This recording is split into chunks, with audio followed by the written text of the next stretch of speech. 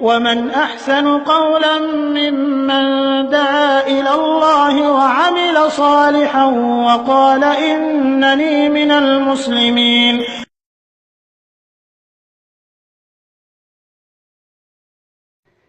বাকি থাকলো লা ইলাহা ইল্লাল্লাহ মুহাম্মাদুর রাসূলুল্লাহ। লা ইলাহা ইল্লাল্লাহ মুহাম্মাদুর রাসূলুল্লাহ এই কালেমাটি মুসলিমদের ইজমা সম্মত, অর্থাৎ সর্ববাদী মুসলিমদের রায় অনুযায়ী এটার বৈধতা স্বীকৃত পেয়েছে। হাফিজ ইবনে জারির রাহমাতুল্লাহ আলাইহি তিনি তার তাফসীরের বিভিন্ন স্থানে এই কালেমার কথা উল্লেখ করেছেন, অথচ তার জন্ম দেখবেন যে 300-400 এর ভিতরে বা তার কিছু কম বেশি, তার মানে সে যুগ থেকে চলে আসে, শত শত বছর থেকে। এবং এই মর্মে কিছু হাদিস রয়েছে যাকে হাফিজ ইবনে হাজার হাসান বলেছেন, তার নীতি অনুযায়ী ফাথুল বারীতে উল্লেখ করেছেন। অনুভাবে অনেকগুলি জয়ীফ জাল হাদিস এসেছে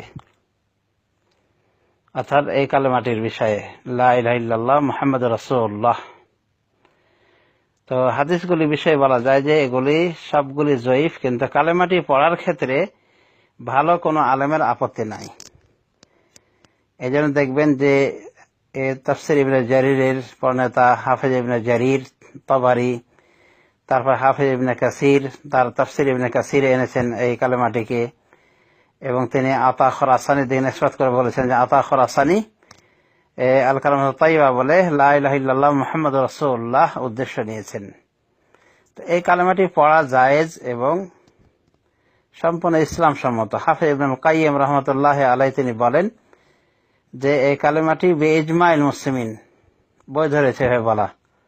তারও আগে আল্লামা ইবনে হাজম জাহিরি তিনিও বলেছেন যে এটি বিইজমাইল মুসলিমিন বৈধ এই কালেমা, অর্থাৎ লা ইলাহা ইল্লাল্লাহ মুহাম্মাদুর রাসূলুল্লাহ বলা।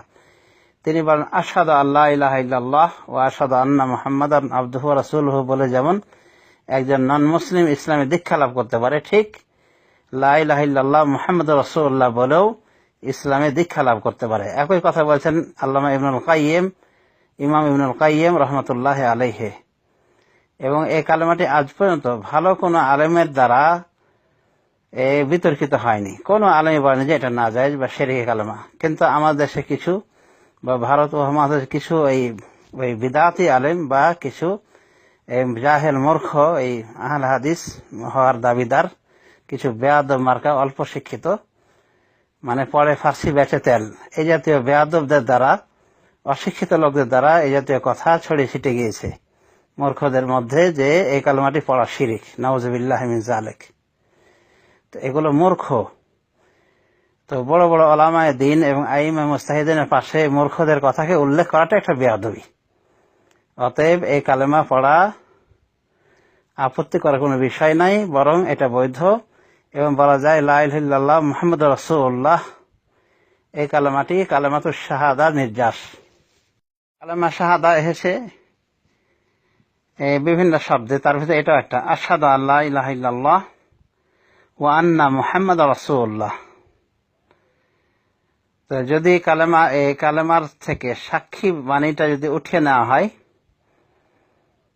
তাহলে দেখা যায় যে শেষে বাকি যেটা থাকে লা ইলাহা ইল্লাল্লাহ মুহাম্মাদুর রাসূলুল্লাহ, কারণ আশহাদু এটা তো আসছে সাক্ষী হিসেবে।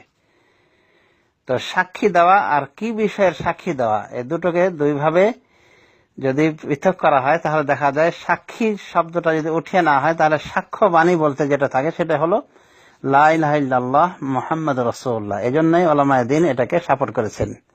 কিন্তু কিছু জাত মূর্খ এবং কিছু বিদআতি এবং কিছু এই জাহেল মানে আহলে হাদিস নামধারী, নামকে আসতে আহলে হাদিস কিন্তু বেয়াদব, লেখাপড়া করেনি, কিছুই লেখাপড়া করেনি, গণ্ড মূর্খ, জেনারেল শিক্ষিত অথবা অল্প কিছু শিখে লাফালাফি শুরু করে দিয়েছে। এরকম কিছু বেয়াদব গণ্ড মূর্খ দ্বারা আমাদের দেশে প্রপাগান্ডা চলছে যে লা ইলাহা ইল্লাল্লাহ মুহাম্মাদুর রাসূলুল্লাহ বলা যাবে না, এটা নাজায়েজ। তো এগুলো আসলেই মানে চরম মূর্খ। তো এই মূর্খদের কথায় কান দিয়ে লাভ নেই। বর্তমান জামানাতে শেখ নাসির আলবানী রহমতুল্লাহ আলাইহি তার নিজের জবানে তিনি লা ইলাহা ইল্লাল্লাহ মুহাম্মাদুর রাসূলুল্লাহ উচ্চারণ করেছেন। দেখুন ফাতাওয়াল আল্লামা আল আলবানী রহমতুল্লাহ আলাইহি, অনুভাবে লাজনা দায়মা সৌদি আরবের স্থায়ী ফতোয়া বোর্ড, যার চেয়ারম্যান হলেন আল্লামা আব্দুল আজিজ বিন বাজ, তাদেরও জবানিতে এই লা ইলাহা ইল্লাল্লাহ মুহাম্মাদুর রাসূলুল্লাহ কালেমা উচ্চারিত হয়েছে। এইভাবে যুগ যুগ ধরে এই কালেমার উচ্চারণ হয়ে আসছে এবং এটাকে কেউ আপত্তিকর বলেনি, এটাকে কেউ শিরকি কালেমাও বলেননি।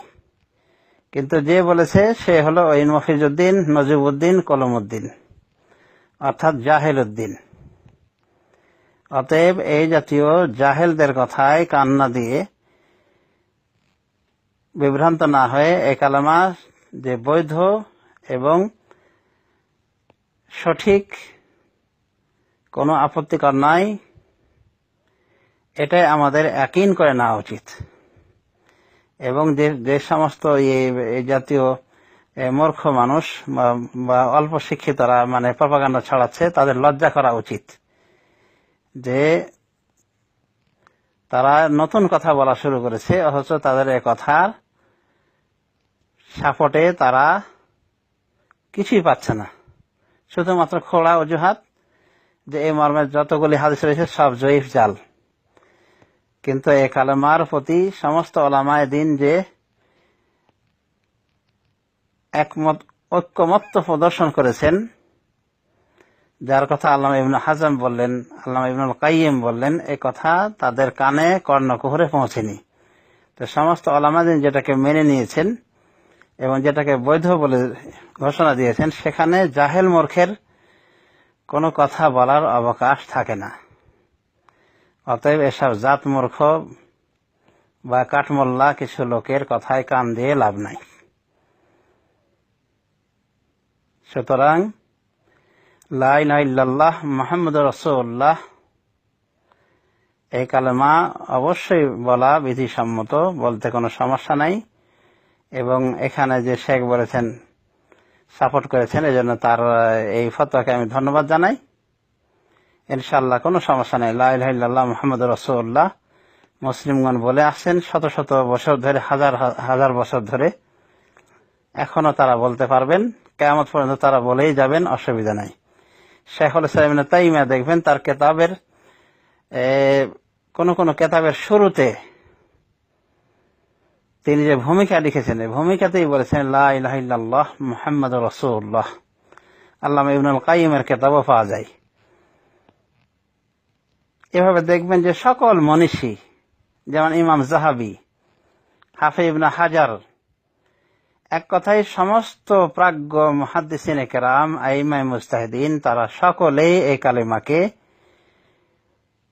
বিনা আপত্তিতে মেনে নিয়েছেন এবং এই কালেমাকে তাদের কিতাবে লিখেছেন, উচ্চারণ করেছেন। এবং ইমাম ইবনে কাসির এই কালেমাকে বিভিন্ন জায়গায় বিভিন্ন শব্দে উল্লেখ করেছেন। এটাকে কালেমাতুল ইসলাম বলছেন ইমাম ইবনে কাসির রহমতুল্লাহ আলাইহি।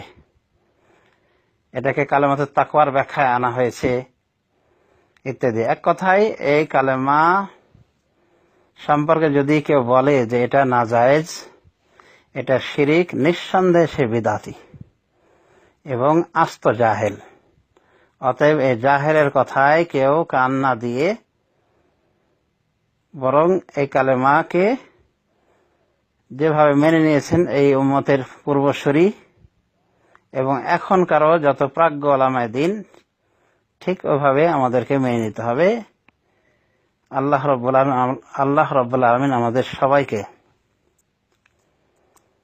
সঠিক বোঝার তৌফিক দান করুন এবং এই জাতীয় মূর্খ জাহেলদের পিছনে ছোটা থেকে আমাদেরকে রক্ষা করুন। আমিন। সাল্লাল্লাহু আলা নবিয়িনা মুহাম্মদ ওয়া আলা আলিহি ওয়া সাহবিহি আজমাইন।